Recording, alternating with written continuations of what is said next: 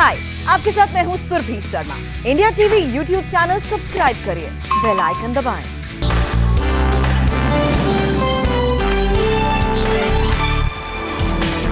पश्चिम बंगाल के जलपाईगुड़ी में हिंसा, बीजेपी ऑफिस में तोड़फोड़ और आगजनी का आरोप। बीजेपी सांसद अर्जुन सिंह का बड़ा आरोप, कहा 15 जगहों पर बमबाजी हुई। एसीपी ने 3 लोगों के घायल होने की बात कही। अर्जुन सिंह ने नमित सिंह के खिलाफ दर्ज कराया केस। टीएमसी कार्यकर्ता है नमित सिंह। बम अटैक के मामले में बराकपुर पुलिस कमिश्नर का दावा, कहा राजनीतिक वजहों से टीएमसी और बीजेपी ने एक दूसरे पर बम फेंके। पुलिस कमिश्नर के बयान को अर्जुन सिंह ने बताया एक तरफा, पूछा सबूत क्या है। नंदीग्राम के सोनचुरा में केंद्रीय मंत्री धर्मेंद्र प्रधान की रैली के दौरान हमला, बीजेपी का एक कार्यकर्ता जख्मी। धर्मेंद्र प्रधान ने घायल कार्यकर्ता को अस्पताल पहुंचाया। चुनाव आयोग से अर्धसैनिक बलों की संख्या बढ़ाने की मांग की। नंदीग्राम में धर्मेंद्र प्रधान ने ममता पर बोला हमला, कहा उन्हें लोकतांत्रिक तरीके से चुनाव लड़ना चाहिए। बीजेपी नेता कैलाश विजयवर्गीय का बड़ा बयान, कहा टीएमसी का मतलब हिंसा वाली राजनीति। ममता के मंत्री फरहाद हाकिम ने कहा झूठ बोल रही है बीजेपी, ये हंगामा बीजेपी के लोगों ने किया। नंदीग्राम में हमले को लेकर टीएमसी ने चुनाव आयोग से की शिकायत। बीजेपी का डेलीगेशन भी चुनाव आयोग पहुंचा। बंगाल में सीएपीएफ की 725 कंपनियां भेजी जाएंगी। 495 कंपनियां पहले ही पहुंच चुकी हैं। बैरकपुर और हावड़ा में भी 2 गुटों के बीच जमकर बमबाजी, एक पक्ष के 2 लोग घायल। सीएम ममता बनर्जी ने खड़गपुर में जनसभा को किया संबोधित, कहा बीजेपी चुनाव में पैसा बांटती है तो उसके आगे सिर मत झुकाएं। ममता बनर्जी ने कहा बंगाल विजय के बाद दिल्ली की गद्दी से बीजेपी को हटाएंगे। ममता बनर्जी ने कहा वो मैदान छोड़कर भागेगी नहीं, जनता के साथ मिलकर लड़ती रहेंगी। ममता बनर्जी ने बीजेपी पर लगाया आरोप, कहा महिलाओं और दलितों पर अत्याचार करती है बीजेपी। दिल्ली के सीएम अरविंद केजरीवाल की कामना, बंगाल चुनाव में ममता की पार्टी भारी बहुमत से विजयी हो। टीएमसी सांसद डेरेक ओब्रायन का बड़ा बयान, बंगाल के किसानों की आय तिगुनी हो गई है। डेरेक ओब्रायन ने कहा सीएम ममता ने 10 साल में किसानों की आय दुगुनी करने का वादा किया था। पश्चिम बंगाल के पुरुलिया में पीएम मोदी ने जनसभा को किया संबोधित, कहा इस चुनाव में टीएमसी साफ हो जाएगी। प्रधानमंत्री मोदी ने टीएमसी पर दलित, बैकवर्ड और आदिवासियों की अनदेखी का लगाया आरोप, कहा तीनों कटमनी और तोलेबाजी से त्रस्त। प्रधानमंत्री मोदी ने टीएमसी का मतलब समझाया, कहा टीएमसी मतलब transfer my commission.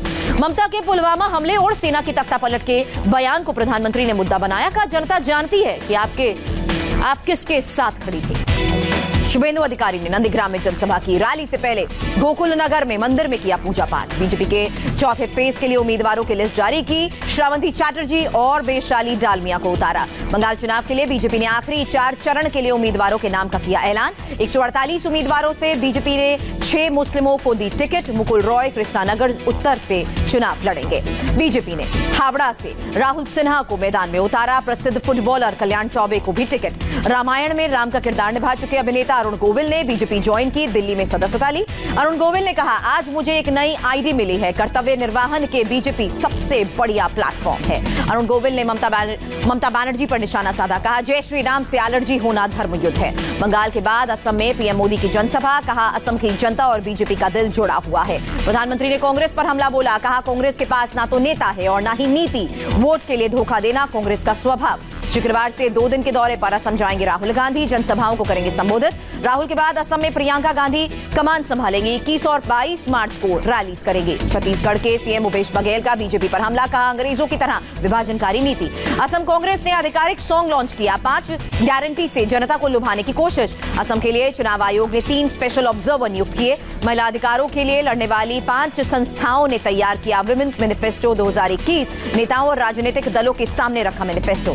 Women's manifesto में चुनाव में महिलाओं के आरक्षण को बढ़ाने, महिलाओं की सुरक्षा जैसी बुनियादी चीजों की मांग।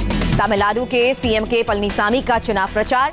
नागपट्टिनम में जनता के बीच पहुंचे। तमिलनाडु के बीजेपी अध्यक्ष एल मुरुगन ने चुनाव के लिए पर्चा भरा। धारापुरम सीट से नामांकन। केरल में कांग्रेस नेता के सुधाकरन का बड़ा बयान, बोले सीएम पी विजयन के खिलाफ नहीं लड़ेंगे चुनाव। तमिलनाडु में बीजेपी नेता खुशबू सुंदर ने पर्चा दाखिल किया। तमिलनाडु में चुनाव आयोग के उड़न दस्ते ने 3 करोड़ 21 लाख रुपए बरामद किए। केरल में एक्टर सुरेश गोपी ने नॉमिनेशन भरा। तुशूर से है बीजेपी कैंडिडेट। मेट्रोमैन ई श्रीधरन ने दाखिल किया पर्चा। पलक्कड़ से बीजेपी के टिकट पर चुनाव लड़ रहे हैं। केरल कांग्रेस का बड़ा बयान, का एलडीएफ सरकार के काम से जनता नाखुश, यूडीएफ जीवन में लाएगी बदलाव। पुडुचेरी के लिए चुनाव आयोग का बड़ा फैसला, 4 स्पेशल ऑब्जर्वर नियुक्त किए गए। हाय, आई एम सुरभि शर्मा। खबरों से अपडेट रहने के लिए India TV YouTube channel subscribe करिए, साथ में बेल आइकन जरूर दबाएं। जुड़े रहें इंडिया टीवी के साथ।